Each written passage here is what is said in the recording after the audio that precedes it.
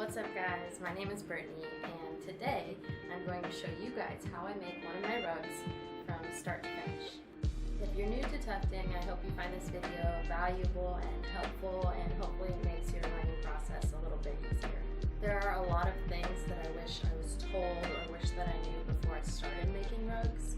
So with this channel, I hope to share those things with you guys so that you don't run into the same problems that I did. In other words, showing you guys my trial and error so that you don't have to learn the hard way. So let's get right into it. So first I start by creating my image on my iPad. This program is called Procreate. Then I pick out all the colors I want to use out of my yarn, and I use my ball winder to wind my yarn into these neat little center pull yarn balls, which are actually called cakes, and it makes it really easy when you're tufting. My yarn is spooled, so I'm going to cut it here, take it off, and I'm going to do the same thing with the rest of it so that I have 2 spools of yarn so that I can use 2 threads when I tuft. All done, now I have my 2 spools of yarn. So this is the projector I use to hook my iPad up to it so that I can project my image onto my frame. I got this on Amazon. It's called Hibiscus. It's just a little projector and it works great. So I'm going to connect it to my tripod and set it up.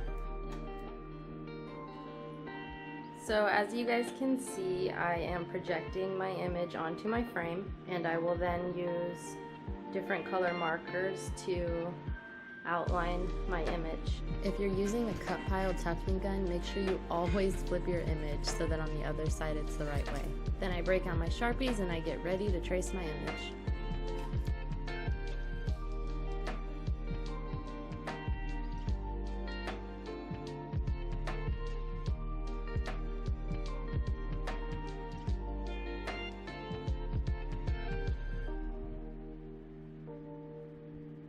So now that I have all my colors picked out, it's time to start tufting. A little side note for all my girls with long hair: try to put your hair up before you start tufting because mine has actually gotten caught in my gun, so just an FYI. And here's a preview just to show you guys what it looks like when I have my yarn threaded through my loops and into my gun.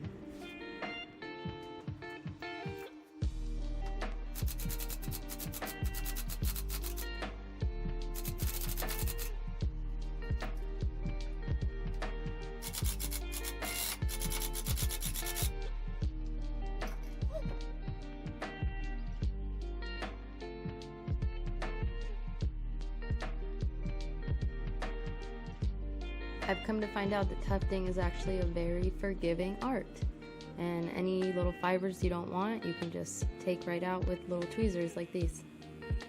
Here you can see me using my little rug carvers to add in some details as I go.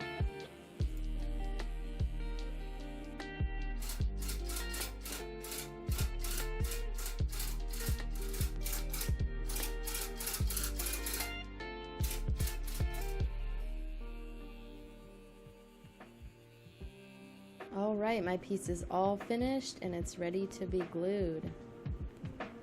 If I know the piece is going to be used as a wall hanging, I just use this Elmer glue. It works really great, and I just use it with a paintbrush. I let the rug dry overnight, and now it's ready to be cut off the frame.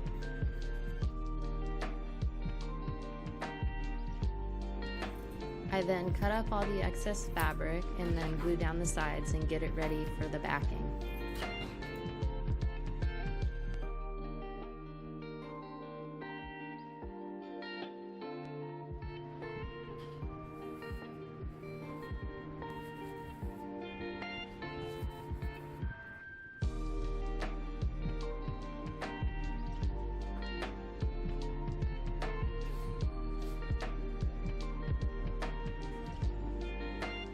I added this piece of material in between my rug and the backing just for some extra support.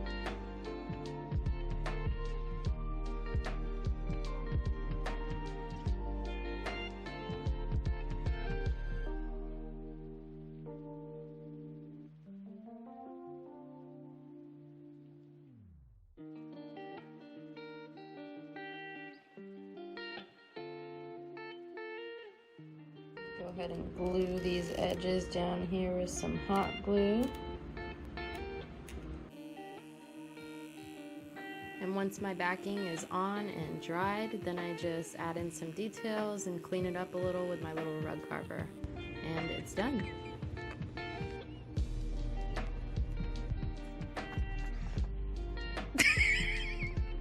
And that was Amore. Alright guys, that concludes the video. I hope that you enjoyed it, or maybe learned a thing or two. I'm going to make a video on the different ways that I finish and bind my rugs. I've also been getting a lot of questions about how I made my 6 foot by 6 foot adjustable tufting frame. So in the next video, I'm going to show you guys how I did that. And that's all I got. Stay tuned. See you next time. Thanks for watching.